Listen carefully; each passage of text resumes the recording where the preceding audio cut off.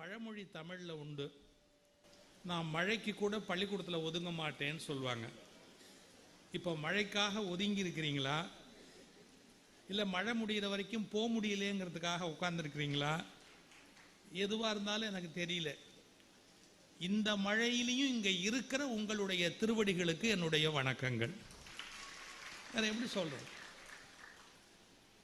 ரொம்ப உண்மைகளை பட்டவர்த்தனமாக ரொம்ப தெளிவாக ஐயா தமிழ்ச்செல்வன் அவர்கள் இங்கே தோல் உரித்து காட்டினார்கள். மனித குலம் கொஞ்சம் கற்பனை, கொஞ்சம் பொய், இன்னும் கொஞ்சம் சொல்ல போனால் அது நம்பிக்கொண்டு இருக்கிற ஒரு விதமான பழைய நம்பிக்கைகள், அதிலிருந்து வெளியே வருவதற்கு மனித குலம் விரும்பாது. எந்த விஷயத்தையுமே கொஞ்சம் மிகைப்படுத்தி சொல்லுவது என்பது மனிதர்களுடைய இயல்பு.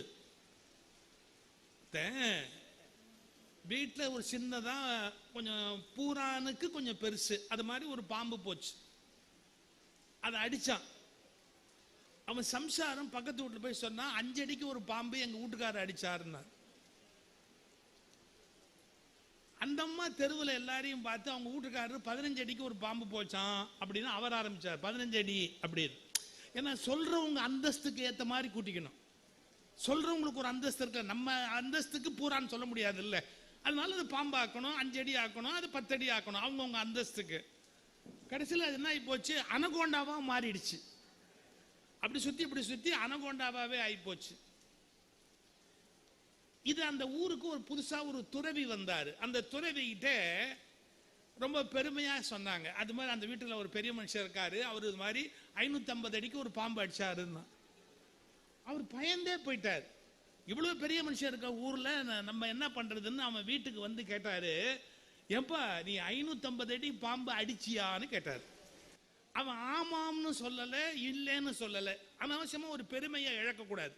சும்மா அமைதியா இருந்து ஒரு விருது வருது, அதை ஏன் கெடுத்துக்குவானே அப்படின்ட்டு பேசாம நின்னான். அவருக்கு அவநம்பிக்கையினால மனைவியை கேட்கிறாரு, ஏமா இவர் 550 அடி பாம்பு அடிச்சாரான்னு. அந்த அம்மாக்கு இப்ப ரொம்ப சந்தோஷம், இவர் அவ்வளவு பெரிய ஆள் ஆயிட்டார் போல் இருக்குது, இதை நாமளும் கெடுக்க வேண்டாம் அப்படின்னு அந்த அம்மா சும்மா இருந்தது. அந்த வீட்டில் இருந்த சின்ன குழந்தை அதை பார்த்து கேட்டார், ஏன்னா உங்க அப்பா 550 அடி பாம்பு அடிச்சாரா அப்படின்னு. அந்த பையன் ஒரே ஒரு கேள்வி கேட்டான், செத்த பாம்பு வளருமா ஐயா? இந்த உலகத்துல செத்த பாம்பு எங்கேயாவது வளருமா ஐயா? நான் இதான் ஃபர்ஸ்ட் டைமா கேள்விப்படுறேன்னா. ஏன் அது 2 அடி, அது செத்தது எப்படி 550 அடி ஆச்சுன்னா? இதை தெரிஞ்சுக்கணும்னா நீங்க இந்தியாவில் பிறந்து வளரணும். ஏதோ இத்தனோண்டு நடந்ததை நம்மால் ஊதி ஊதி ஊதி பெரிய விஷயமாக்கி அதுக்கே கோயில் கட்டி அதுல 10 பேர் வசூல் பார்த்து அதை சில பேர் எம்எல்ஏ எம்பி வரைக்கும் மேல போய் என்னென்ன பண்ண முடியுமோ அத்தனை அழிச்சாட்டியமும் பண்ணும். இத்தனோண்டு விஷயம் ஒண்ணுமே கிடையாது, அது ஊதுனா அவ்வளவுதான். இது எதனால வருகிறதுனா மனித மனத்துக்கு ஒரு பலவீனம் உண்டு. கொஞ்சம் எக்ஸாஜரேட் பண்ணலைன்னா நல்லா இருக்காது. எக்ஸாஜரேஷன் அப்படிங்கிறது மிகைப்படுத்துதல், தவிர்க்க முடியாது. இப்போ பாருங்களேன், நம்ம ஒரு வீட்டில் சாப்பிட்றோம், சாப்பாடு எப்படின்னா பிரமாதம், நீங்கள் மிகைப்படுத்தலைன்னா அவங்க வருத்தப்படுவாங்க, அடுத்த வேலைக்கு வந்தால் போட மாட்டாங்க. ஒரு 7-8 சிக்கல் இருக்குது அனாவசியமா. அதை விட என்னன்னா கூட்டிட்டு வந்த புருஷனை திட்டுவாங்க. ஒரு ஆளை கொண்டாந்து நிறுத்தினி, அவன் ஒரு வரி கூட நல்லா இருக்குன்னு சொல்லாம தின்னுபிட்டு எருமாடு மாதிரி புறம்பாரு அப்படிம்பாங்க. ஸோ நம்ம என்ன பண்ணுவோம், இப்போ நல்லா இருந்ததுங்க, இது வரைக்கும் நான் சாப்பிட்ட சாப்பாட்டில் இது மாதிரி ஒரு சாப்பாடு சாப்பிட்டது இல்லை, கொஞ்சம் கொஞ்சம் புழுகுவோம். கொஞ்சம் புழுகலைன்னா நம்ம வாழ்க்கையை நடத்த முடியாது. ஆனால் நம்ம எவ்வளவு தூரத்துக்கு மேலே போகிறோம் அப்படின்னா கொஞ்சம் மிகை பொய் அப்படியே மேலே மேலே மேலே போகிறோம். நான் இதை குறை சொல்லலை, இலக்கியமே அப்பதான் உருவாகும். கவிதைக்கு பொய் அழகுன்னு பாடலையா? கொஞ்சம் பொய் சேர்க்கறது தான் கவிதைக்கு அழகா இருக்கும், வேற வழியே கிடையாது. நீங்களாம் நல்ல பூத்துக்கிட்டு வரணும்னா ஆப்பசோடா கொஞ்சம் சேர்த்துக்கிற மாதிரி. நான் நீங்கள்லான்னு பொதுவாக தான் சொன்னேனே ஒழிய ஆம்பளையா பொம்பளையா அது யார் யாரெல்லாம் ஆப்பசோடா போடுறீங்களோ அவங்க எல்லாருமே சேர்த்துக்குங்க. அதில் போய் நான் தலையிடுறதுக்கு தயாரா இல்லை. அது கொஞ்சம் போட்டால் பூத்துக்கிட்டு வரும் பார்த்தீங்களா, அது மாதிரி கொஞ்சம் ஆப்பசோடா போடணும் கவிதையில். இப்போ வீட்டில் குழந்தை அழுவுது, அம்மா தாலாட்டு பாடுற போது என்ன பாடுவாங்க, குழந்தை அழுத கண்ணீர் ஆராய் பெருகி வர. இதை விட அண்ட புழுகு ஆகாச புழுகு இருக்குதா? எங்கேயாவது ஆறு வருமா? வந்தா காவிரி தகராறே நமக்கு வராது. 2 குழந்தைய கிள்ளி விட்டா போறோம், அது பாட்டுக்கு ஆறா பெருகி வரும். நமக்கும் கர்நாடகாவுக்கும் தகராறே கிடையாது. ஒரு 8 பிள்ளைங்களை ஒண்ணா வச்சுக்கலன்னா கதை முடிஞ்சு போச்சு இல்லையா? அது உண்மை இல்லை. அந்த தாயினுடைய மனம், அந்த குழந்தை அழுதது பெருசா தெரியுது, எக்ஸாஜரேஷன். குழந்தை அழுத கண்ணீர் ஆராய் பெருகி வராதல், யானை குளித்தேற குதிரை குளித்தேற வழிப்போக்கர் வாய் கழுவ. இதெல்லாம் தான் மிகைப்படுத்துதல். மிகைப்படுத்துவதை கூட சகிச்சுக்கலாம். ஆனா அதுக்கு அடுத்த ஸ்டேஜ் அவர் சொல்றது என்ன தெரியுங்களா? பொய்களை நியாயப்படுத்துதல். இந்த வித்தியாசத்தை நீங்க புரிஞ்சுக்கணும். பொய்களை நியாயப்படுத்துதல், இது எந்த வகையில நியாயத்தோட சேர்த்து ஒரு பொய்யை நியாயப்படுத்தி கொண்டே போலாமா? ஒரு சின்ன உண்மைங்க, நம்ம தெரிந்திருக்கிற, எல்லாருக்கும் தெரிஞ்சிருக்கிற ஒரு உண்மைங்க. என்ன? நாம் அனைவரும் இன்றைக்கு இந்தியாவில் பின்பற்றி கொண்டிருக்கிற இந்து மதம் என்பது பல மதங்களுடைய கூட்டமைப்பு. இவ்வளவுதான் ஒரு சிம்பிள் உண்மை. எப்படி 7-8 கடவுள் இருக்க முடியும்? சிவன் ஒரு முழுமுதற் கடவுள் சைவத்தில் இருக்குது, திருமால் அப்படின்னு ஒரு முழுமுதற் கடவுள் வைணவத்தில் இருக்குது, அன்னை காளி கொற்றவை அப்படின்னு ஒரு பெண்ணை வணங்குகின்ற வழிபாடு சக்தி வழிபாட்டில் இருக்குது. ஒரு எளிய விஷயம், அது ஒரு முழுமுதற் பொருள்னு. அது கூட சாமி வடிவத்தை மாத்திரலாம். பிலாசபி அத்வைதம், துவைதம், விசிஷ்டாத்வைதம், சைவ சித்தாந்தம், எப்படி இவ்வளவு பிலாசாபிக்கல் பிரான்சஸ் உண்டாக முடியும்? பிலாசபில எப்படி கிளாசிபிகேஷன் இவ்வளவு வந்தது? ஒரு மதத்துக்கு ஒரு தத்துவம் தானே சார் இருக்க முடியும். அத்வைதம்னா அதோடு நின்றுபட வேண்டியது தானே. அதுல எப்படி விசிஷ்டாத்வைதம் வர முடியும்? அதுல சைவ சித்தாந்தம் எப்படி வர முடியும்? சோ பிலாசபி நிறைய இருக்கு. ஐடியா, ஐடல், அதாவது சிலை, அது வெவ்வேறு இருக்கு, வடிவம் நிறைய இருக்கு. அப்ப சிம்பிள் என்ன? நம்ம 7-8 பேர் ஒன்னா இருந்தோம், சண்டை கிண்ட போடாம நம்ம இருக்கணும்னா ஒரே வழி, லெட் அஸ் மெர்ஜ் டுகெதர். நம்ம இணைஞ்சுக்குவோம், அட்ஜஸ்ட் பண்ணிக்குவோம், கொஞ்சம் முன்ன பின்ன இருந்தாலும் பரவாயில்ல, நம்ம ஒன்னா இருந்துக்குவோம் அப்படின்னு பல்வேறு மதங்களை இணைத்து கொண்டது இந்து மதம். இந்த உண்மையை சொல்றதுல என்ன வருத்தம் இருக்குது? இந்த உண்மையை நம்ம எப்படி கொண்டு போறோம்னு கேட்டீங்கன்னா, அதை ஒரே மதமா ஆக்குவேன் அப்படின்னு பிடிவாதம் பிடிச்சு அவனை நசுக்கி இவனை நசுக்கி இவனை புழிஞ்சு அவனை புழிஞ்சு பயன் இல்லை. இன்னைக்கு சொல்றேன் பாருங்க, எவ்வளவு வன்முறைகளை பிரயோகித்தாலும், எவ்வளவு வன்முறைகளை பிரயோகித்தாலும் உண்மையை உங்களால் சாகடிக்க முடியாது. எவ்வளவு வன்முறைகளை பிரயோகித்தாலும் உண்மைகளை உங்களால் சாகடிக்க முடியாது. அது 5000 ஆண்டுகளுக்கு பிறகு கூட எழுந்து நின்று கர்ஜிக்க தொடங்கும். எப்படி நீங்க உண்மையை அழிச்சிட முடியும் இந்த உலகத்திலிருந்து? It is an affiliation. எல்லாத்தையும் இணைக்கப்பட்டது. எப்ப நீ சிவனை வச்சிருக்கியா வச்சுக்க, எதுக்கு பெருமாள் வச்சிருக்கிற திட்டுற?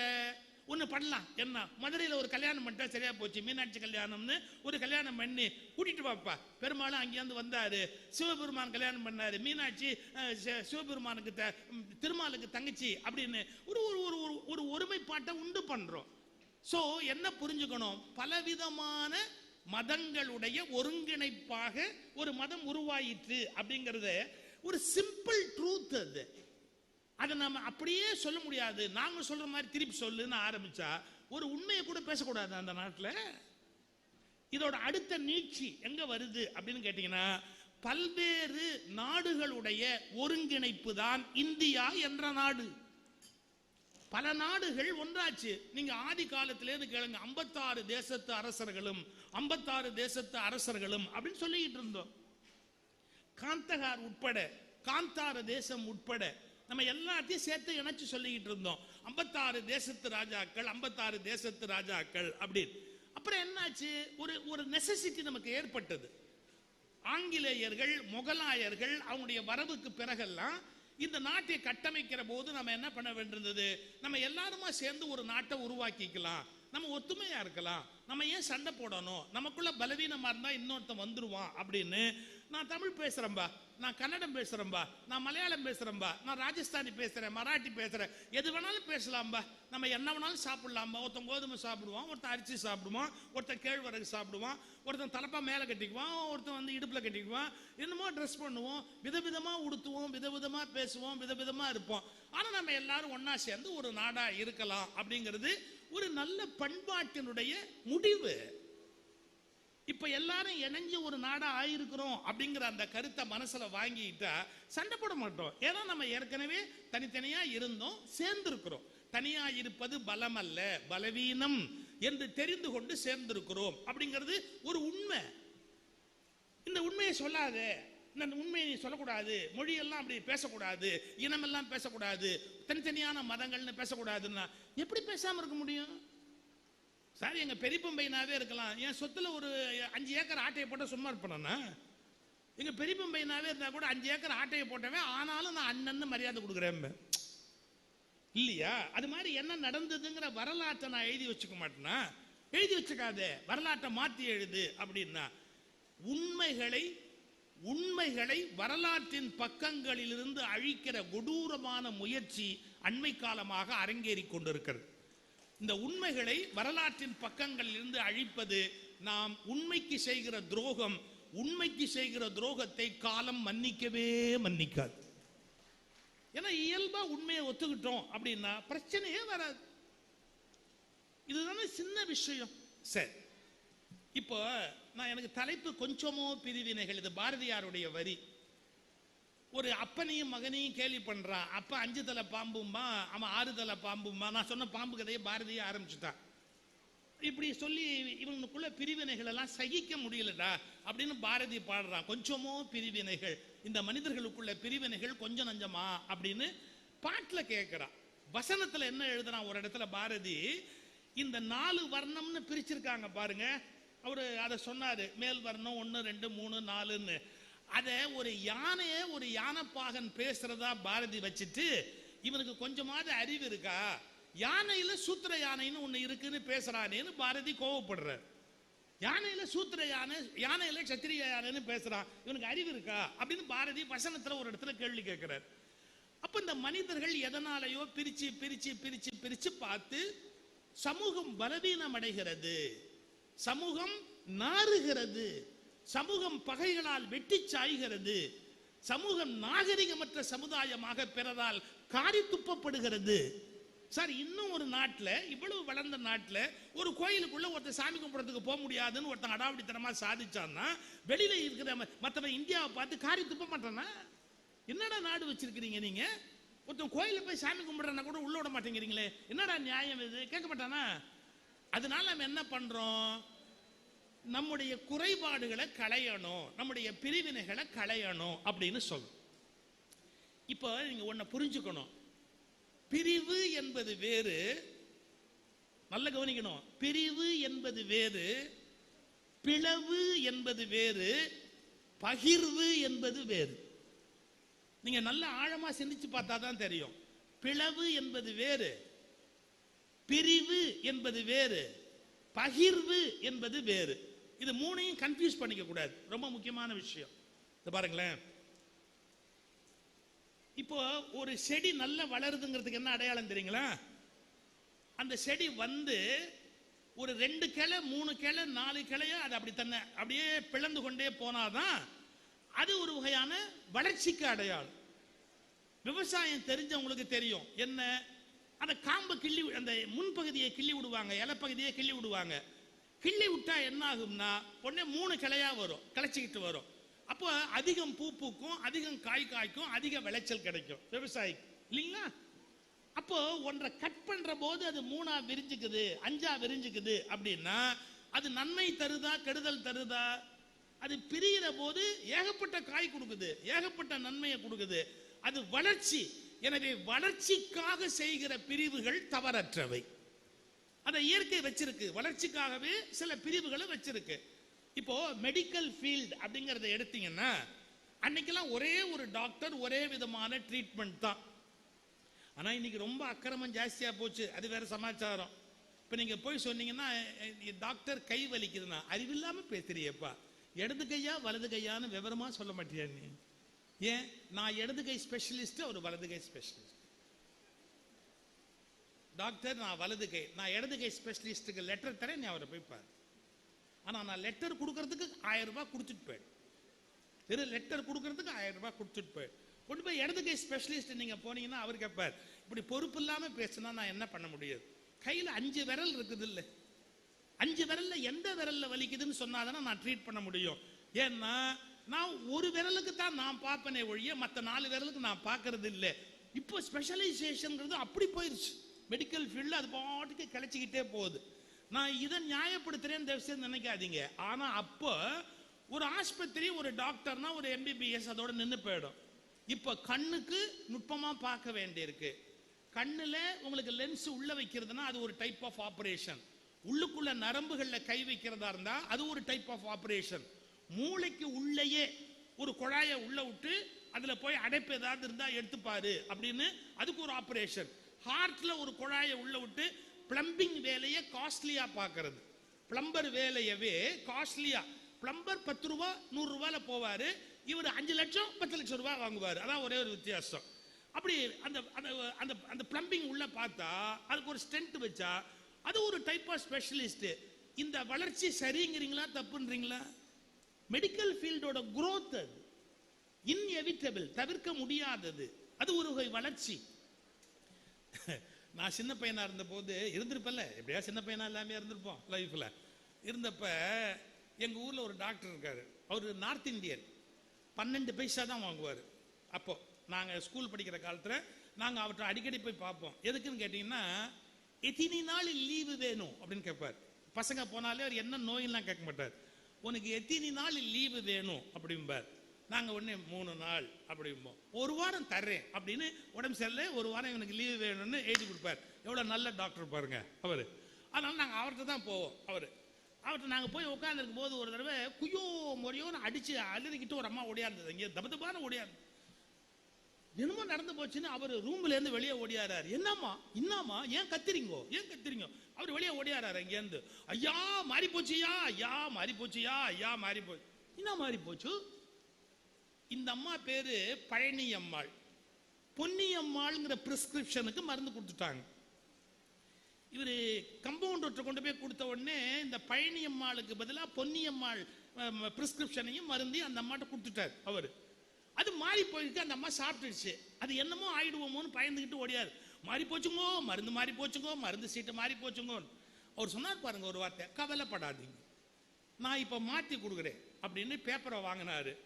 இவரை பொன்னியம்மாள் அடிச்சுட்டு பழனியம்மாள்னு எழுதி கையில கொடுத்துட்டு போலாம் நீங்கோ. அவருக்கு பொன்னியம்மாளுக்கு ஒரே மருந்து தான், பழனியம்மாளுக்கு ஒரே மருந்து தான். இந்த கம்பவுண்டர் இவ்வளவு பெரிய ஜாடியில சேப்பு கரல்ல ஒன்று கலக்கி வச்சிருப்பான் ஒரு பக்கத்துல. அப்புறம் ஏதோ ஒரு மாத்திரையை பொடிச்சு நியூஸ் பேப்பர்ல மடிச்சு 3 பொட்டலம் வச்சிருப்பான். இது 2 தவிர ஒரு மருந்தே கொடுக்க மாட்டார். 12 பைசாக்கு வேற எவ்வளவு கொடுக்க முடியும் அவரால்? ஆனா அவர் ஒரு காலத்துல மருத்துவம்னு சொன்னார். இன்னைக்கு நம்ம அப்படி ஒரு மருத்துவர்கிட்ட போவோமா? கொஞ்சம் யோசிச்சு பாருங்க. செஸ்ட்னா அது ஒருத்தர் இருக்காரு, லங்ஸுக்கு ஒருத்தர் இருக்கிறாரு. அப்போ இதை நீங்க இந்த பிரிவுகள் வளர்ச்சின்னு சொல்வீங்களா? அதைத்தான் நான் வேற மாதிரி சொல்றேன். அந்த பிரிவுகள் பிளவுகளும் அல்ல, பிரிவுகளும் அல்ல, அவை பகிர்வுகள், பகிர்ந்து கொள்ளுதல். நான் இதை கவனிக்கிறேன், நீ அதை கவனி, நீ இதை கவனி. பகிர்வுகள் அற்ற ஒரு சமூக அமைப்பு உருவாகாது. இந்த விழா வெற்றியா நடக்கணும்னா மாவட்ட ஆட்சித்தலைவர் என்னென்ன பண்ணியிருப்பாரு யோசிச்சு பாருங்க. ஒவ்வொருத்தட்டும் ஒரு பொறுப்பு கொடுத்திருப்பாரு. இந்த ஸ்டேஜ் இப்படி இருக்கணும், மைக் இப்படி இருக்கணும், வரவேற்பு நன்றி ஒரு சொல்லணும்னா நல்ல தமிழ் தெரிஞ்ச நல்ல ஒரு நபர்கிட்ட ஒப்படைக்கணும். இதை நீங்க பாருங்க. வெளியிலேருந்து வர்றவங்களுக்கு யார் வரவேற்கிறது, யார் வழி அனுப்புறது, பத்திரிகைக்காரங்களை யார் கவனிக்கணும், உட்கார்றவங்க எப்படி உட்காரணும், புத்தக கம்பெனிக்காரங்க யார் யார் வருவாங்க, கரண்ட் பிரேக் ஆனா என்ன பண்றது, தூய்மையா வச்சுக்கிறதுக்கு என்ன பண்றது, ஒவ்வொருத்தருக்கும் ஒரு அலோகேட் பண்ணிருப்பார். பிரிச்சு பிரிச்சு பிரிச்சு பிரிச்சு வேலைகளை கொடுத்திருப்பார். இதை நீங்க தவறுன்னு சொல்லுவீங்களா? 100க்கு 100 வெற்றிகரமா ஒரு காரியத்தை நடத்தணும்னா பிரித்து கொடுக்கிறது, ஒரு வேலையை பகிர்ந்து கொடுக்கிறது அப்படிங்கறத தவிர்க்க முடியுமா? அதை நீங்க பிரிவினைகள்னு சொல்ல முடியுமா? என் கூட பேசுற சாந்தாமணின்னு ஒரு அம்மா பேசும்போது தான் சொல்லுவாங்க, மருமக கல்யாணம் ஆகி வந்த உடனே இந்த அம்மா ரொம்ப மெஜஸ்டிக்கா சொன்னாங்களாம், பாருமா ஒரு வீடுங்கிறது ஒரு நாடு மாதிரி, இது ஜன்னல் கம்பிகளுக்குள் நடக்கிற ஒரு அரசாங்கம், இதுல என்னென்ன இலாக்கா யார் யாருக்குன்னு பிரிச்சுக்கணும். உங்க மாமனார் இருக்கிறார்ல, ஆமா அவர் தான் நிதி அமைச்சர், அவரு நிதி அமைச்சர், நான் தான் காவல்துறை, யார் மாமியார், நான் தான் காவல்துறை. அப்புறம் என் பொண்ணு இருக்கிறாள்ல, ஆமா அவன் எப்படின்னு கேட்டீங்கன்னா மற்ற நிர்வாகங்கள் பிடபிள்யூடி மாதிரி பொதுப்பணித்துறை, மற்ற விஷயம்லாம் அவ கவனிச்சுக்குவா.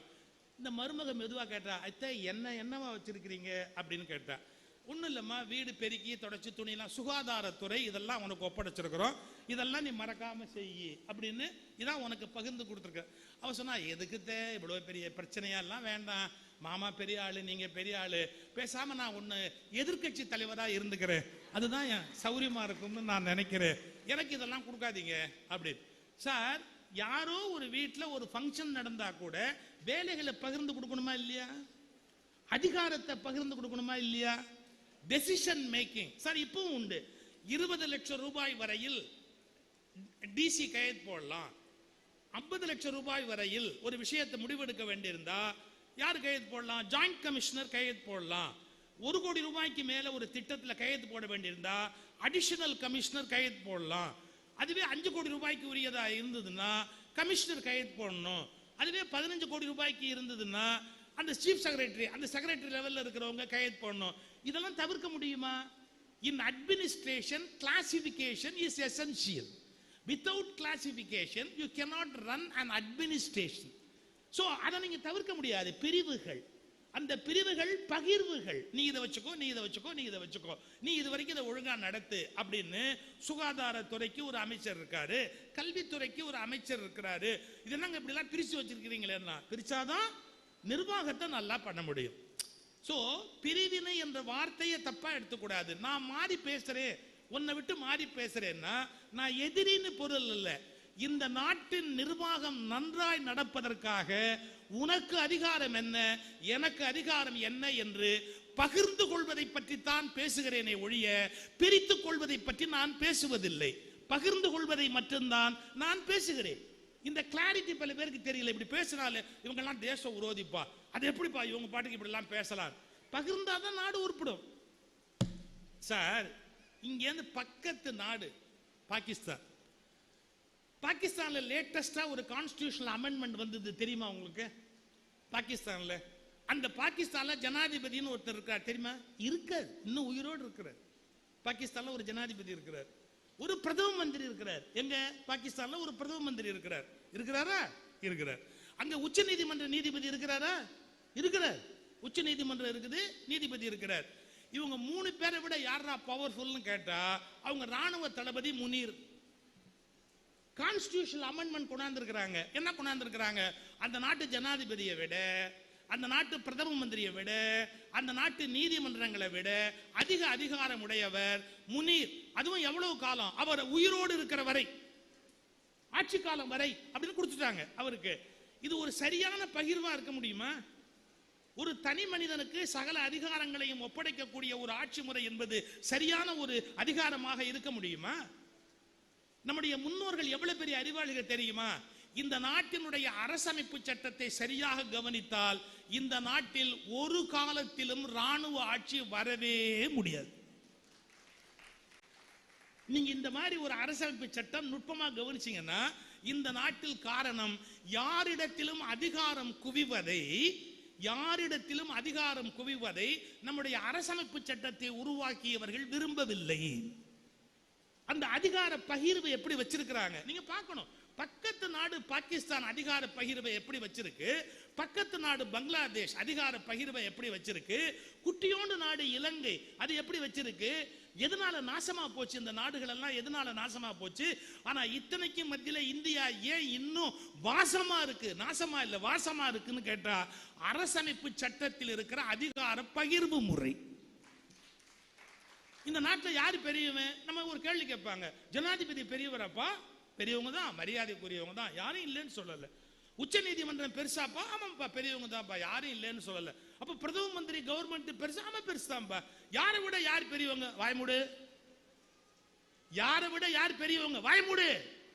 ஏன்? யாரும் யாரையும் விட பெரியவங்க இல்லை. எல்லாத்த விட சத்தியம் தான் மேலானது, தர்மம் தான் மேலானது, அரசமைப்பு சட்டம் தான் மேலானது. 3 பேருமே இதுக்கு வேலைக்காரங்க. 3 பேருமே இதுக்கு வேலைக்காரங்க. ஒரு 4 வருஷம் 5 வருஷம் 8 வருஷம் 10 வருஷம் வேலை பார்த்துட்டு மரியாதையா வெளியே போனோம். எப்படி? 4 வருஷம் 5 வருஷம் மரியாதையா வேலை பார்த்துட்டு மரியாதையா வெளியே போனோம். எல்லாத்தையும் விட நான் பெரிய ஆள்னு ஆரம்பிச்சா பாகிஸ்தானுக்கு நடக்கிற கதி தான் இந்தியாவுக்கும் ஆயிடும். நான் ஏன் கவலைப்படுறேன், ஏன் பதறேன் அப்படின்னா, அண்டை நாடு அழிவதை பார்த்த பிறகும் இந்த நாட்டு மக்களுக்கு அறிவு வரவனா? அதிகார பகிர்வு என்பதில் இந்த நாட்டு அரசியலமைப்பு சட்டம் எப்படி வச்சிருக்கு பாருங்க.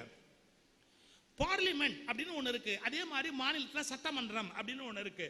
அதுல பிரதிநிதிகள் கூடி எல்லாம் சேர்ந்து ஒரு முடிவு எடுக்கிறாங்க. அப்படி எடுக்கிற முடிவுக்கு காரணம் பார்லிமெண்ட்டும் அதை கண்ட்ரோல் பண்ற கவர்மெண்ட்டும். ஏன்னா பார்லிமெண்ட்ல தான் கவர்மெண்ட் எலெக்ட் ஆகுது. ஆனா மறந்துடாதீங்க, இவங்க அந்த சட்டத்தை எழுதிட்டதுனாலேயே அந்த சட்டத்தை நீதிமன்றம் ஒத்துக்கணும்னு அவசியம் கிடையாது. அந்த சட்டம் செல்லாதுன்னு அறிவிக்கிற அதிகாரம் நீதிமன்றத்துக்கு இருக்குது. அப்ப நீதிமன்றம் தான் பவர்ஃபுல்லா கிடையாது. அந்த நீதிபதியை வெளியே போ அப்படின்னு தீர்மானம் நிறைவேற்றுற அதிகாரம் பார்லிமெண்ட்டுக்கு இருக்குது. இப்ப நீங்க யாருக்கு இந்த நாட்டில் அதிகாரம் கொடுத்திருக்கிறாங்க? நீதிபதி தப்பு பண்ணா பார்லிமெண்ட் விரட்டலாம், பார்லிமெண்ட் தப்பு பண்ணா நீதிபதி ஸ்டாப் பண்ணலாம். இதுதான் முறையான அதிகார பகிர்வு. அப்ப நம்ம புரிஞ்சுக்கணுமா இல்லையா? யாரையும் அடக்க கூடாது. இந்த நாட்டில் அரசுக்கு எந்த ஒரு அதிகாரம் இருக்கு? சட்டமன்றம், முதலமைச்சர் அவருக்கு ஒரு அதிகாரம் இருக்கு, பாராளுமன்றம் பிரதமர் அவருக்கு ஒரு அதிகாரம் இருக்கு, அதே மாதிரி நீதிமன்றம் நீதியரசர்கள் அவர்களுக்கு ஒரு அதிகாரம் இருக்கு. அதே மாதிரி இதற்கெல்லாம் தாண்டி இதை நிர்வாகம் செய்யக்கூடிய அரசு, அந்த அரசுக்கு ஒரு பெரிய அதிகாரம் இருக்கு. ஆனா எந்த இடத்துல அதிகார மோதல் வராதபடி ஒண்ணு அடக்கிற மாதிரி. எப்படி தெரியுங்களா? பார்லிமெண்ட்டுக்கு பதில் சொல்ல வேண்டிய பொறுப்பு யாருக்கு உண்டு? பிரைம் மினிஸ்டருக்கு உண்டு. சட்டமன்றத்துக்கு பதில் சொல்ல வேண்டிய பொறுப்பு யாருக்கு உண்டு? முதலமைச்சருக்கு உண்டு. ஏன்னா சட்டமன்றத்தில் நீங்க விளக்க சொல்லி ஆகணும், கேள்வி கேட்டா பதில் சொல்லி ஆகணும். அப்போ நீங்க பதில் சொல்ல வேண்டிய பொறுப்பு இருக்கு. அதுல ஒரு அதிகபட்சமான மெஜாரிட்டி உறுப்பினர்கள் எழுந்திருச்சு நீங்க சொல்றது தப்பு அப்படின்னா அரசு கவுந்து போச்சுன்னு அர்த்தம். அப்ப நிரந்தரமான அதிகாரி அல்ல பிரதமரோ முதல்வரோ, யாருமோ நிரந்தரமானது அல்ல. பாராளுமன்றம் சட்டமன்றத்தின் ஒப்புதலை பெறுகிற வரையில் தான் அவர்களுக்கு அதிகாரம் உண்டே ஒழிய இந்த நாட்டில் நபர்களுக்கு அதிகாரம் இல்லை. அந்தந்த பதவிகளுக்கு மட்டும்தான் பொறுப்பு தரப்பட்டிருக்கிறது. இந்த பகிர்வு இருக்கு இல்லையா, அது பிரிவினை இல்லை. இது நம்ம ரொம்ப நுட்பமாகவும் சரியாகவும் புரிஞ்சுக்கணும். சார் இப்ப கூட ஒரு ஜட்ஜ்மெண்ட் வந்த போது நம்ம எல்லாரும் ஒரு வருத்தப்பட்டோம். அதை பத்தி நான் இங்க பேசுறதுக்கான லா ஃபோரம் இல்லை இது. ஆனா ஒன்னே ஒன்று சொல்றோம் பாத்தீங்களா, நாம டைம் ஃப்ரேம் அப்படிங்கிறது ஜனாதிபதிக்கும் கவர்னருக்கும் இதுக்கு முந்தின 2 பேர் பெஞ்சில் கொடுத்தாங்க. அதை இவங்க ஒத்துக்கலை. எங்களுடைய அபிப்பிராயப்படி அப்படி டைம் ஃப்ரேம் நம்ம கொடுக்க முடியாது அப்படின்னாங்க. அதுல என்ன சிக்கல் இருக்குன்னு லா நல்லா படிச்சவங்களுக்கு தெரியும். கான்ஸ்டிடியூஷன்ல இல்லாத ஒரு விஷயத்தை நீதிமன்றம் ப்ரொனவுன்ஸ் பண்ண முடியாது. கான்ஸ்டிடியூஷன்ல இல்லாத ஒரு விஷயத்தை நீதிமன்றம் ப்ரொனவுன்ஸ் பண்ண முடியாது. இங்க ஒரு வேக்கூம், ஒரு காலி இடம் இருக்கு, இங்க நேரம் கெடு ஃபிக்ஸ் பண்ணல, நேர கெடு ஃபிக்ஸ் பண்ணுங்க அப்படின்னு சொல்றதுதான் ஒரு நீதிமன்றம் சொல்ல முடியுமே ஒழிய 10 நாள் 15 நாள் 20 நாள் அவங்க சொல்ல முடியாது. சோ அந்த சட்டத்தை அணுகுகிற போது கான்ஸ்டிடியூஷனை மையமா வச்சு ஒரு முடிவுக்கு வர்றாங்க. அதே நேரத்தில் இன்னொரு விஷயத்தை கிளியர் பண்றாங்க. there cannot be 2 drivers. ஒரு என்ஜினை ஓட்டுறதுக்கு 2 டிரைவர் இருக்க முடியாது. there cannot be 2 drivers. Chief minister தான் டிரைவரே ஒழிய கவர்னர் டிரைவர் இல்லை. ரொம்ப கிளியரா அந்த தீர்ப்புல ஒரு கோடி காட்டிட்டு போறாங்க. கவர்னர் டிரைவர் இல்லை, எலெக்டட் கவர்மெண்ட் மட்டும்தான் டிரைவரா இருக்க முடியும் அப்படிங்கிற இதான் அதிகார பகிர்வு. இவருடைய பொறுப்பு என்ன, அவருடைய பொறுப்பு என்ன? இப்ப நீங்க யோசிப்பீங்க, இது கொஞ்சம் வழவழா குழகுழான்னு இல்லையா அப்படின்னா, தர்மமே அப்படித்தான் இருக்கும். வழவழா குழகுழான்னு தான் இருக்கும். ஒரு சைடு எடுத்து பேச முடியாது. ஏன் பேச முடியாதுன்னா, ஒரு சைடு எப்பவுமே நியாயமா இருக்காது. 2 சைடையும் எடுத்து பார்த்து தான் ஒரு முடிவுக்கு வர வேண்டியிருக்கும். இல்ல என்ன ஒரே ஒரு சிக்கல் தெரியுங்களா, எவ்வளவுதான் நீங்க சட்டம் எழுதினாலும் அதை நிறைவேற்ற மனுஷன் மனசுக்குள்ள கல்மிஷம் இருந்தா அதை காப்பாற்ற முடியாது. எத்தனை வேணாலும் அறங்களை கொண்டு வரலாம், ஆனா நிறைவேற்றவன் மனசுக்குள்ள கல்மிஷத்தோட இருந்தான்னா நீங்க எப்படி ஒரு தர்மத்தை நிலைநாட்ட முடியும்? அப்ப நிறைவேற்ற மனுஷன் தூய்மை இருக்கணும். இன்னும் சரியா சொல்லட்டுமா, நம்முடைய அரசமைப்பு சட்டத்தை வடிவமைத்தவர்கள் இவ்வளவு மோசமானவர்கள் எல்லாம் உயர்ந்த பதவிகளுக்கு வருவார்கள் என்று அப்போது நினைத்து பார்க்கவில்லை. இதான் உண்மை. இதை சொல்றதுக்கு நான் கொஞ்சம் கூட வெக்கப்படவே இல்லை. நம்முடைய அரசமைப்பு சட்டத்தை உருவாக்கியவர்கள் இவ்வளவு மோசமானவர்கள் எல்லாம் இந்த இடங்களில் வந்து உட்காருவார்கள் என்று அவர்கள் கனவிலும் நினைக்கவில்லை. அதனால பெருந்தன்மையா விட்டுட்டு போயிட்டாங்க. என்ன பெருந்தன்மையா? ஒரு டேட்டு கிட்டலாம் போடல. 5 நிமிஷத்துக்குள்ள சொல்லு, 10 நிமிஷத்துக்குள்ள முடிவு சொல்லு, 30 நாளைக்குள்ள சொல்லுன்னு சொல்லல. அவங்க முடிவு எடுக்கிற அளவுக்கு கண்ணியமா இருப்பாங்கன்னு நம்புனாங்க. எடுக்காம நான் அழிச்சாட்டியம் பண்ணுவேன்னு யாராவது நம்புவாங்களா? அப்ப நம்முடைய அரசமைப்பு சட்டத்திலையும் தவறு இல்லை, அதை அமைத்தவங்களுக்கும் தவறு இல்லை. கண்ணியமற்றவர்கள் உயர்ந்த பதவிகள் இருப்பதால் தான் மிக மிக மோசமான சிக்கல்கள் நாட்டில் ஏற்பட்டு கொண்டிருக்கின்றன. இதை மக்கள் தானே புரிஞ்சுக்கணும். எந்தெந்த இடத்துல என்னென்ன மாதிரியான அந்த வாக்கு சுத்தம், மனதுல ஒரு நேர்மை, நடுநிலை தவறாமல் நடக்க வேண்டிய கடப்பாடு உயர்ந்த பதவியில் இருக்கிறவங்களுக்கு அது இருக்கணும். சார் பல பேர் நம்ப மாட்டாங்க. இந்திரா காந்தி காங்கிரஸ் பிரசிடென்டா மாறுறாங்க. ஜவஹர்லால் நேரு அப்ப பிரைம் மினிஸ்டரா இருக்கார். நம்புவீங்களா? ஒரு பீரியடு அந்த அம்மா ஒரு ஸ்டேட் கவர்மெண்ட்டை டிஸ்மிஸ் பண்ண சொல்றாங்க. நேரு முடியாதுன்னு, பண்ண முடியாது அப்படிங்கிறார். காங்கிரஸ் கமிட்டி பிரசிடென்ட், காங்கிரஸோட முடிவு டிஸ்மிஸ் பண்ணணும், பண்ணக்கூடாது நேரு சொல்றார். ஏன்னா ஒரு மாநில அரசுக்குன்னு சில மரியாதை இருக்கு, அவங்க கொள்கைகளை வகுப்பாங்க, நமக்கு பிடிக்கலங்கிறதுக்காக நாம அதை டிஸ்மிஸ் பண்ணக்கூடாது அப்படின்னு. கொஞ்சம் யோசிச்சு பாருங்க, நேருவோட அணுகுமுறையில் எவ்வளவு ஒரு கிளாரிட்டி இருந்தது. எல்லாரும் இன்னைக்கு நேருவை குறை சொல்றான், வாய்க்கிழியே குறை சொல்லிக்கிட்டே இருக்கிறான். நேரு சொன்னார் தவறு, அவங்க மக்களால் தேர்ந்தெடுக்கப்பட்டவங்க, அவங்கள நாம உடனே டிஸ்மிஸ் பண்ணக்கூடாது. டிஸ்மிஸ் பண்ணலான்னு கான்ஸ்டிடியூஷன்ல ப்ரொவிஷன் இருக்கலாம், நம்ம அதை யூஸ் பண்ணக்கூடாது அப்படின்னு. இந்த இடம் தான் தகுதியான மனிதர்கள் மேலே உட்கார்ந்து இருக்கிற போது அவங்க என்ன பண்றாங்க, எவ்வளவு பலம் இந்த சட்டத்தில் கொடுக்கப்பட்டாலும் பயன்படுத்த மாட்டாங்க. சேச்சே அதை பயன்படுத்தக்கூடாது, இது கொஞ்சம் வாய்ப்பு கொடுப்போம், கொஞ்சம் வாய்ப்பு கொடுப்போம் அப்படின்னு வாய்ப்பு கொடுக்குறாங்க.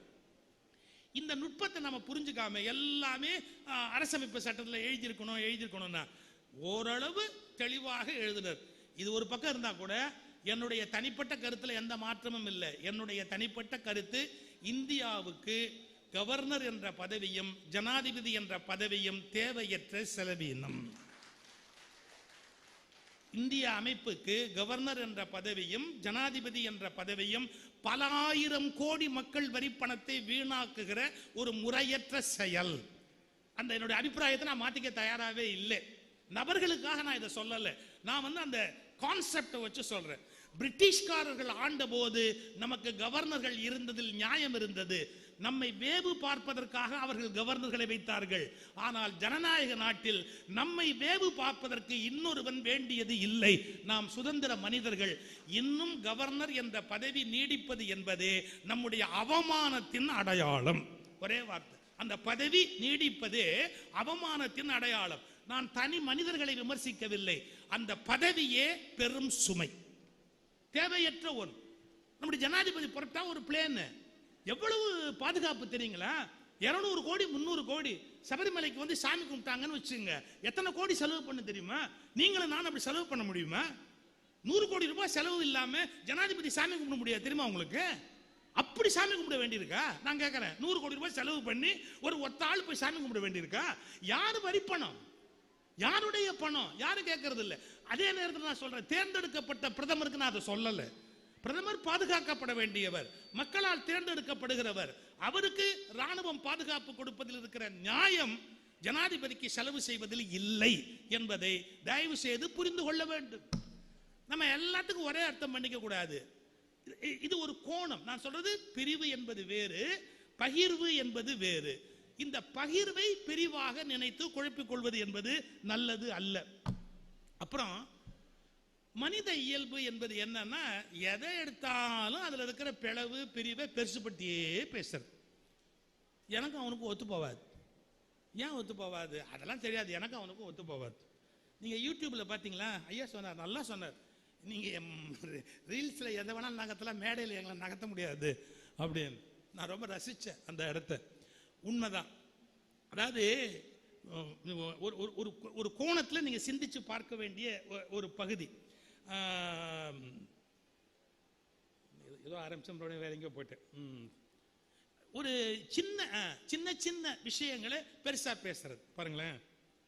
திருநெல்வேலியில ஒரு சமூகம் இருக்கு. நான் ஜாதி பேரெல்லாம் சொல்ல விரும்புறதில்லை, ஆனா நீங்க புரிஞ்சுக்கணும். அதே சமூகம் தஞ்சாவூர்லயும் இருக்கு. இவங்க தஞ்சாவூர் அப்படின்னு சொல்லி அதை சொல்லுவாங்க, அதை திருநெல்வேலி அப்படின்னு சொல்லுவாங்க. இது ரெண்டும் கல்யாணம் பண்ணாங்கன்னா கல்யாண மண்டபம் தகராறாயிடும். என்ன தகராறு தெரியுங்களா? நிஜமா நல்ல நான் கண்ணால பார்த்தது. திருநெல்வேலி அது ஒரு சமூகம் இருக்கு, வேளாளர், அதுக்கு வேற ஒரு பேர் இருக்கு. தஞ்சாவூர் பக்கத்தில் இருக்கிற வேளாளர். கல்யாண மண்டபம் நடந்தா கல்யாண மண்டபத்தில் பெரிய தகராறு நடக்கும். மாப்பிள்ளை எப்போ வந்தாலும் 2 ஸ்வீட் வைக்கணும் ஒரு பகுதியில், ஒரு இதில் 1 தான் வைப்பாங்க. இது முதல் தகராறுக்கு காரணம். பொண்ணு 2 கல்யாணம் பண்ணாம 1 கல்யாணம் பண்ணதே பெரிய விஷயம் இல்லையா? அதை விட்டு ஸ்வீட்டு 2 வைக்கலன்னு யாராவது தகராறு பண்ணுவாங்களா? சரி, இதுவாது பரவாயில்ல. ஒரு கல்யாணம் பண்றது சார், ஒரு கேள்வி பண்ண கலாட்டா நான் உட்கார்ந்துருக்கிறேன், ஒரு கல்யாணத்தையும் நிறுத்திச்சு. என்ன எங்கள் எல்லாம் 6 சுத்து முறுக்கு வைப்பாக, இவங்க 3 சுத்து முறுக்கு வச்சிருக்காங்க. நம்ம எப்படி இந்த வீட்டில் கல்யாணம் பண்றது? எந்த முறுக்கையும் அந்த பாட்டியால திங்கவே முடியாது. அது 3 சுத்தா இருந்தாலும் சரி, 6 சுத்தா இருந்தாலும் சரி, பல்லே இல்லை, அதனால திங்க முடியாது. திங்க முடியாத முறுக்குக்கு அது கலாட்டா பண்ணும். நாங்கள்லாம் 6 சுத்து முறுக்கு வைப்போம், 3 சுத்து முறுக்கு இருக்கு. எப்படி? நான் சொன்னேன், 2 தின்னேன், 2 ஒன்னா தின்னு தொலைய, யாரு வேண்டான்னா? இதுக்கு போய் கல்யாணத்தை நிறுத்தணும்னு கலாட்டா பண்றிய. எங்க பழக்கமே வேற, அவங்க பழக்கமே வேற. என்ன பெரியார் தான் கேட்டார், கலப்பு திருமணம்னா. என்னடா கலப்பு திருமணம்? நாய்க்கும் மனுஷனுக்குமா கலப்பு கல்யாணம் பண்ணி வைக்கிறா? மனுஷி தானடா, அதுல என்னடா பெருசா பேசிக்கிட்டு கலப்பு திருமணம்னு அதை போட்டுக்கிட்டு திருமணம்னு போடுறாரு. இயல்பு தானே, சின்ன விஷயம். Sir, VK. ராமசாமின்னு ஒரு நடிகர் இருந்தார், தெரியும் உங்களுக்கு? நல்ல ஹியூமரஸா பேசுவார் வி.கே. ராமசாமி. இந்த ஊருக்காரரா? ஓ, ரொம்ப சந்தோஷம், ரொம்ப சந்தோஷம். ஓ அப்படியா? நல்ல நடிகர், அவருடைய காமெடி உங்களுக்கு எல்லாருக்குமே ரொம்ப. அவரும் நம்ம குமுதத்துல எல்லாம் கதை எழுதுவார். சாண்டில்யன் தெரியுங்களா உங்களுக்கு?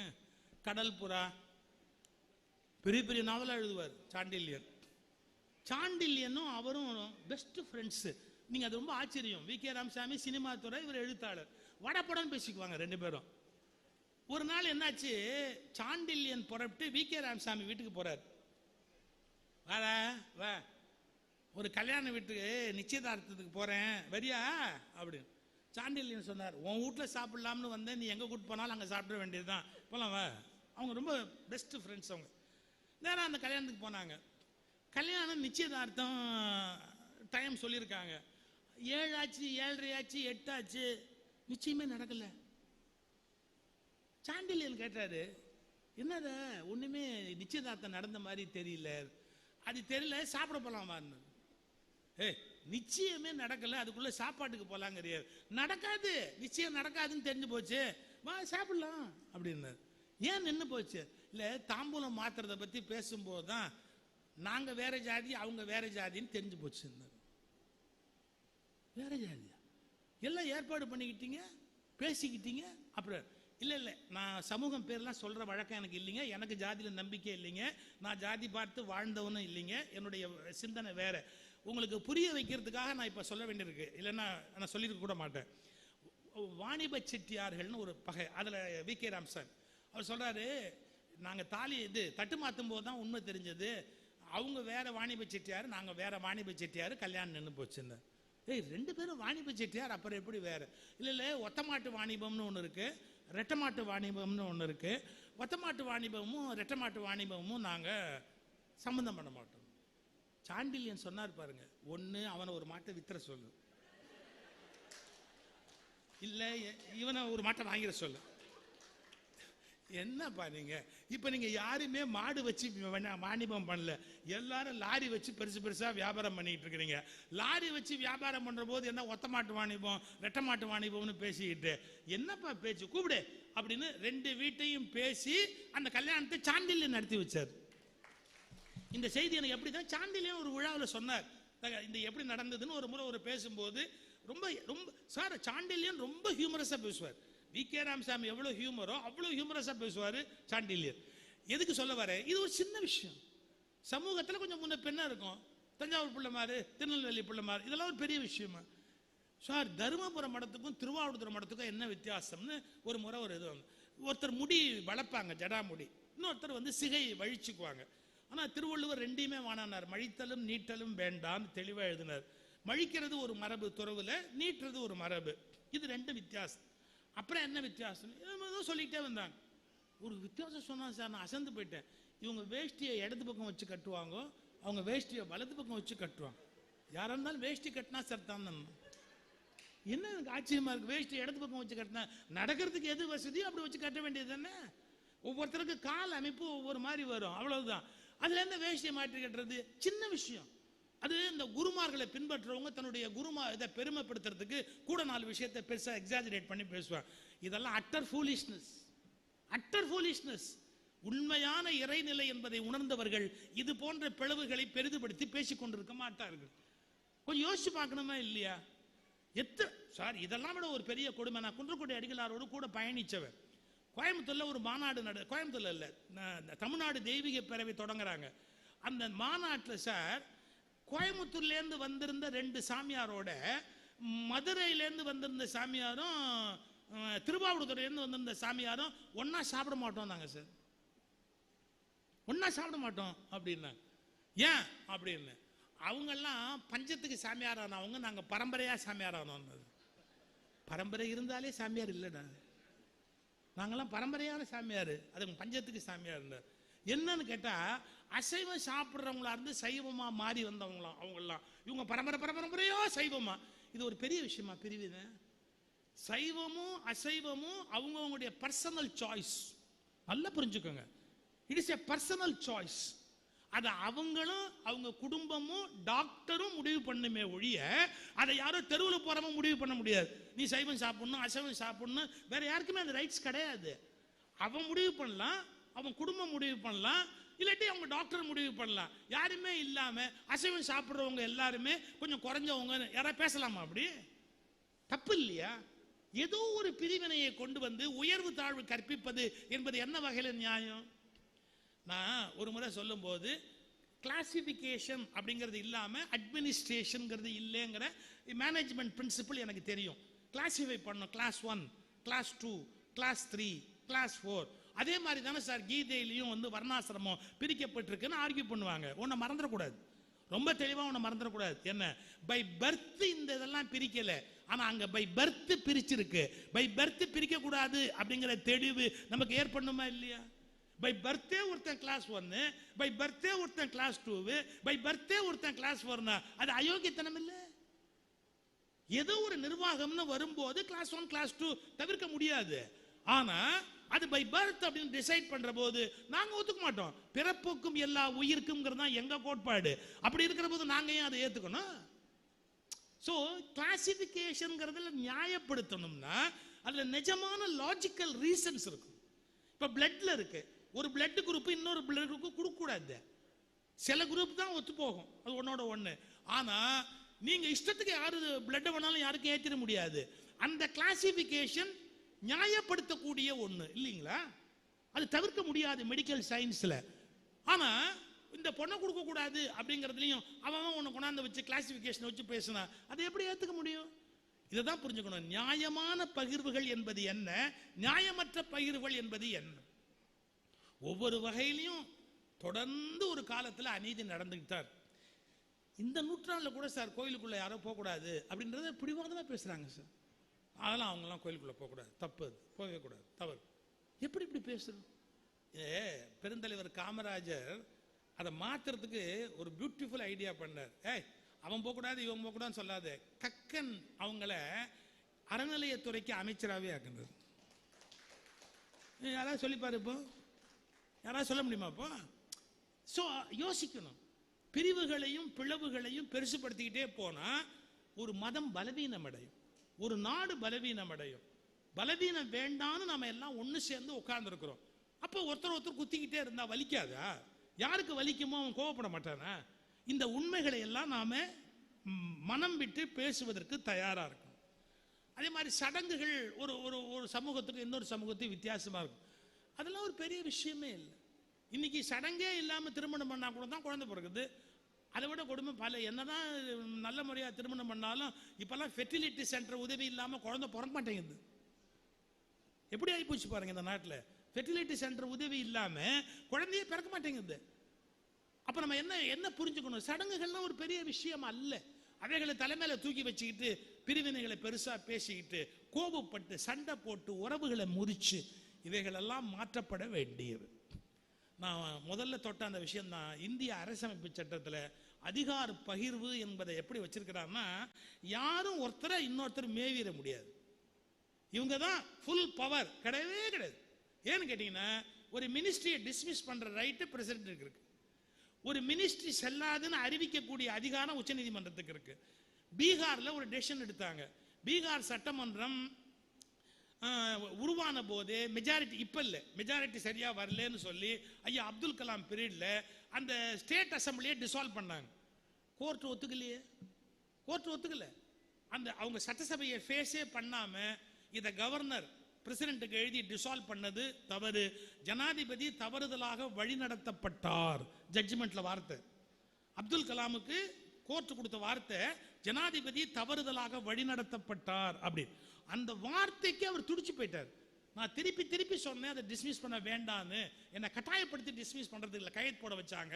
ஆனா அதுக்காக நான் விலகிறதுக்கு கூட தயாரா இருக்கிறேன் அப்படின்னார் டாக்டர் அப்துல் கலாம். இதை எதுக்கு சொல்ல வரேன்? ஒரு சட்டமன்றத்தில் அதை நீக்குகிற உரிமை ஜனாதிபதிக்கு சட்ட புஸ்தகத்தில் இருக்கு. நீக்கியது செல்லாது என்று அறிவிக்கிற உரிமை உச்ச நீதிமன்றத்துக்கு இருக்குது. எவ்வளவு பியூட்டிஃபுல்லா பின்னிருக்காங்க பாத்தீங்களா அந்த அதிகாரத்தை. ஜனாதிபதி ஒரு உத்தரவு போடுறாரு, அந்த உத்தரவு செல்லாதுன்னு போடுறதுக்கு ரைட்டு. நான் ராமாயணத்தில் ஒரு வார்த்தை சொல்றது, அனுமன் வந்து நிக்கிறான், அவனை கொல்லுன்னு ராவணன் உத்தரவு போட்டதா பாட்டில் வரும். கொல்மின், இவனை கொல்லுங்கடா அப்படின்னு. அப்போ ஒருத்த எந்திரிச்சு நில்மின் அப்படிமா, அதாவது stay. Ravanan government GO issue பண்ணது, அதுக்கு ஸ்டே யார் இஷ்யூ பண்ண முடியும்? கோர்ட் தான் இஷ்யூ பண்ண முடியும். கம்பன் எவ்வளவு பியூட்டிஃபுல்லான கவிஞன் தெரியுங்களா? கொல்மின் என்றான், நில்மின் என்றான், அதுக்கு கவுண்டர் யாரு? கொல்மின் என்றான் ராவணன், நில்மின் என்றான் நீதியான்னு போட்டான். என்ன நீதியான்? அட்மினிஸ்ட்ரேட்டிவ் பவரை விட ஜுடிஷியல் பவர் கூட அப்படிங்கிறத அன்னைக்கு இலக்கியம் எழுதுகிற போதே கம்பன் கோடிட்டு காட்டிட்டு போறான். அட்மினிஸ்ட்ரேட்டிவ் ஆர்டர் கொல்மின், நில்மின் அப்படின்ற ஸ்டே நீதியான்னு போட்டான். நீதி உள்ளவன் அதை நிறுத்துவதற்கு வலிமை உடையவன் அப்படின்னு போட்டான். ஸோ ஜுடிஷியலினுடைய தன்மையை நாம புரிஞ்சுக்கணும். அதே மாதிரி நீங்க சின்ன குழந்தைங்க யாரையாவது கூப்பிட்டு நீ எந்த ஸ்கூல் படிக்கிற அப்படின்னு கேட்டீங்கன்னா ஸ்கூல் பேர் சொல்லும். எந்த கிளாஸ் படிக்கிற? 7th standard. ஆ பிரிவு அப்படிங்க. நம்ம ஆ பிரிவு இல்லாம கேட்டோம் இல்ல. ஸோ செக்ஷன் பிரிக்கிறானே, அதெல்லாம் பிரிவினையா? இல்லை. நிர்வாக வசதிக்காக செக்ஷன் பிரிக்கிறான். ஒரு 200 குழந்தைங்க படிக்குது அப்படின்னா எப்படி ஒருத்தரே பாடம் சொல்ல முடியும்? 40 குழந்தைங்க 5 செக்ஷன் வைக்கிறோம் அப்படின்னா அதுல உயர்வு தாழ்வு கிடையாது. அதனால இந்த 3 விஷயத்தை புரிஞ்சுக்கங்க. பிரிவு வேறு, பிளவு வேறு, பகிர்வு வேறு. சில பிரிவுகள் தவிர்க்க முடியாதவை, அது கிளாசிபிகேஷன். ஆனா அந்த பிரிவை குறை சொல்லக்கூடாது, அது நிர்வாக வசதிக்காக ஏற்படுத்தப்பட்டது. ஆனா அது பிறவியிலேயே வந்து விட்டது என்று பேசுவது நியாயமற்ற ஒரு பேச்சு. எனவே எங்கு பிரிவுகள் தேவை, எங்கு பிரிவுகள் தேவையில்லை என்பதை பற்றிய தெளிவு நம்முடைய மனதில் வர வேண்டும். இத்தகைய அறிவு, புத்தகங்கள் கொடுக்கிற அறிவு, நல்ல சிந்தனையாளர்கள் கொடுக்கிற அறிவு நமக்கு மிகப்பெரிய தெளிவு கொடுப்பதற்கு வாய்ப்பு இருக்கிறது. எனவே பாரதி இன்னும் மறுபடியும் கொஞ்சமோ பிரிவினைகள் என்று அழுது வருத்தப்படுகிற வாய்ப்பை ஏற்படுத்தக்கூடாது. பாரதி மகிழும்படியாக நாம் ஒன்றுபட்டால் ஒன்று தாழ்வு, நம்மில் ஒற்றுமை நீங்கள் அனைவருக்கும் தாழ்வு என்று வேற்றுமையில் ஒற்றுமை என்கிற இந்திய பண்பாட்டை காப்பாற்றுவோம். நன்றி.